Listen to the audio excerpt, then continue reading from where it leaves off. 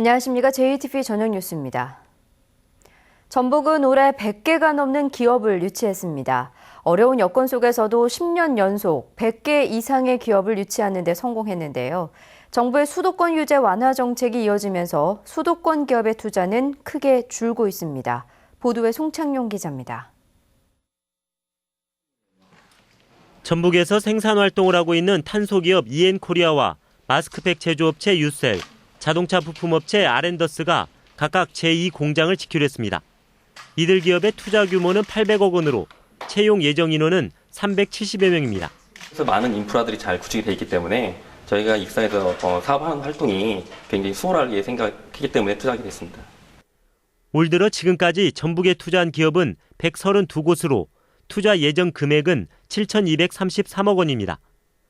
투자 예정 금액이 줄긴 했지만 10년 연속 100개 이상의 기업을 유치하는 데 성공했습니다.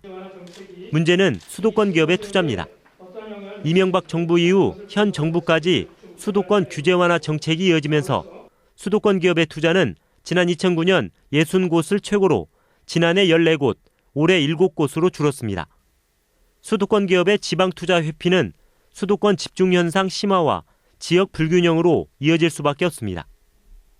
관련 기업들을 적극적으로 저희들이 유치해야 될 과제를 안고 있고, 특히 무엇보다도 수도권 규제 완화와 관련된 기업 유치 활동을 하기 위해서 공동으로 대응 노력을 해나가도록 하겠습니다. 정부가 경제 활성화를 이유로 수도권 정비계획법과 산업집적활성화법 등 각종 수도권 규제를 계속 풀고 있어 국가 균형 발전을 위한 전라북도와 전북 정치권의 노력이 중요해지고 있습니다. JTBC 뉴스 송창용입니다. 정부가 오는 2020년까지 새만금 도시용재 목표 수질 달성이 힘들 것으로 판단되자 세 가지 추가 대책을 내놓았습니다. 그러나 환경단체는 추가 대책에 반발하며 해수유통만이 대안이라고 주장합니다. 김철 기자입니다. 새만금위원회는 오는 2020년까지 새만금 도시용지 구간에서 목표치인 3등급 달성이 어려울 것으로 보고 세 가지 대책을 내놓았습니다. 환경부에서는 2020년 목표 수질 달성을 위해 전주 하수처리장 추가 증설, 가축 분뇨 공공처리 확대, 우분 연료화 사업 등 추가 대책을 내년부터 본격 추진할 계획으로 있습니다. 그러나 환경단체는 추가 대책을 조목조목 반박하고 있습니다.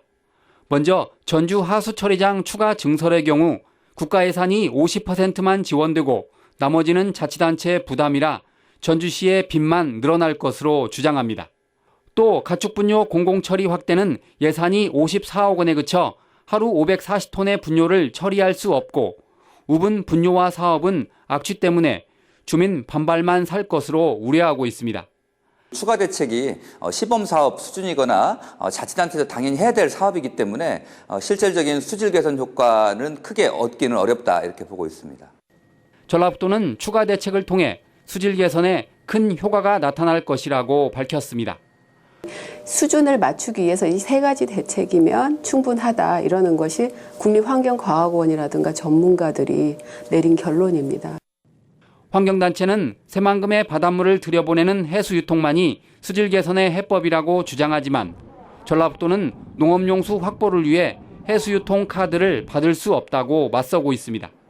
양측의 입장이 평행선을 달리고 있어서 당분간 새만금에 물을 가둬두는 담수화를 유지한 뒤 수질 최종 평가 시점인 2020년이 되면 다시 해수유통 논란이 커질 것으로 보입니다. JTBC 뉴스 김철우입니다. 각 대학의 수시 합격자 발표가 마무리되면서 이제 본격적인 정시 준비가 시작됐습니다. 올해는 수능이 어렵게 출제돼 하향 지원 추세가 뚜렷할 것으로 보입니다. 조창현 기자입니다. 전북의 4년제 대학들의 수시 최종 합격자 발표가 마무리됐습니다. 수시에서 2,100여 명을 선발한 전북대는 1차 합격자 가운데 무려 5,500여 명이 탈락했습니다. 탈락자 가운데 절반 이상은 수능 최저등급 기준을 채우지 못한 학생들입니다. 지난해보다 800명가량 늘어난 것으로 올해 수능이 어려워 전체적으로 등급이 떨어졌기 때문으로 분석됩니다. 정시 모집 학생들과 형평, 또 최소한도 대학 교육을 받을 수 있는 그런 질적인 걸 담보하기 위해서 유지를 하고 있습니다.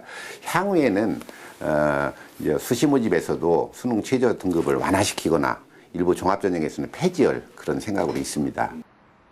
수시 모집이 마무리되면서 수험생들은 이제 정시 모집에 집중해야 합니다. 하지만 대학의 정원 감축과 정부의 수시 모집 확대 방침으로 올해 전체 대학 정시 모집 선발 인원은 지난해보다 11,000여 명이 줄어 치열한 경쟁을 예고하고 있습니다. 전북교육문화회관에서 열린 정시 지원 전략 입시 설명회에는 1,000여 명의 학생과 학부모들이 몰려 불안감을 반영하기도 했습니다. 정시 모집은 수능 점수가 대학 합격에 열쇠를 주고 있습니다. 따라서 올해 수능이 어렵게 출제된 만큼 하향 지원 추세가 나타날 가능성이 큽니다. 최상위권 학생들 같은 경우는 본인이 원하는 점수에 맞추어서 소신 지원하는 게 좋을 것 같고, 상위권 학생들 같은 경우는 본인이 잘 본 영역에 맞추어서 그 영역의 가중치가 높은 대학과 전형을 선택하는 게 중요하다고 판단됩니다. 수험생들은 가나 다군 가운데 군별로 한 곳씩 모두 3번의 지원이 가능하고 대학마다 반영 비율과 가중치가 다르기 때문에 꼼꼼히 따져봐야 합니다. 올해 정시 모집은 오는 24일 원서 접수를 시작하며 전북의 11개 4년제 대학은 모두 5,400여 명의 신입생을 선발합니다. JTB 뉴스 조창현입니다.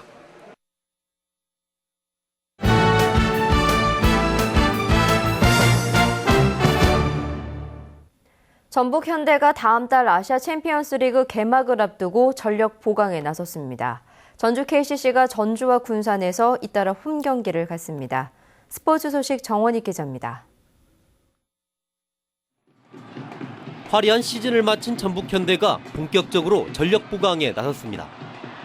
이동국과 계약을 2년 연장한 데 이어 브라질 출신 제주 공격수 로페즈의 영입을 추진하고 있습니다.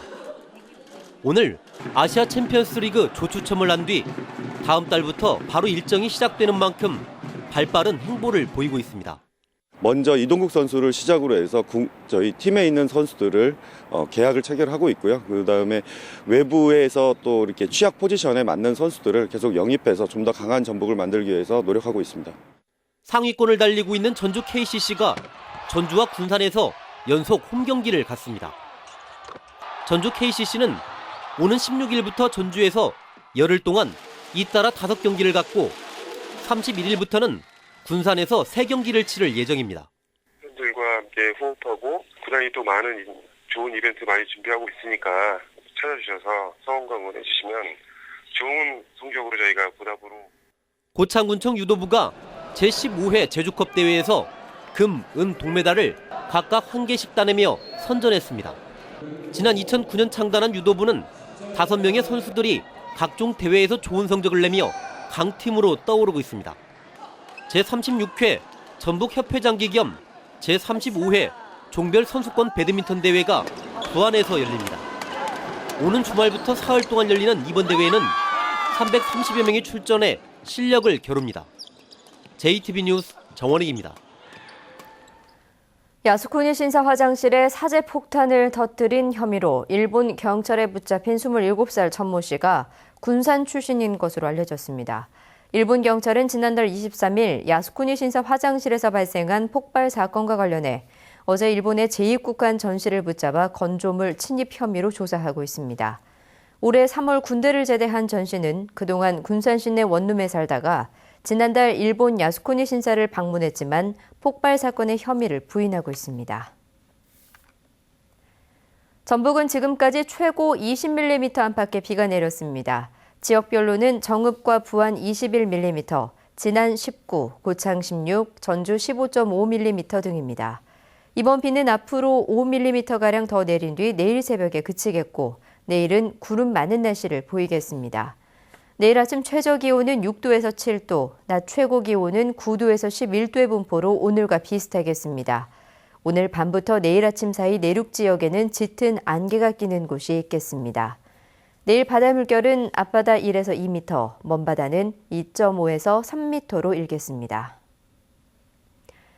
JTB 저녁 뉴스를 마칩니다. 함께해 주신 여러분 고맙습니다.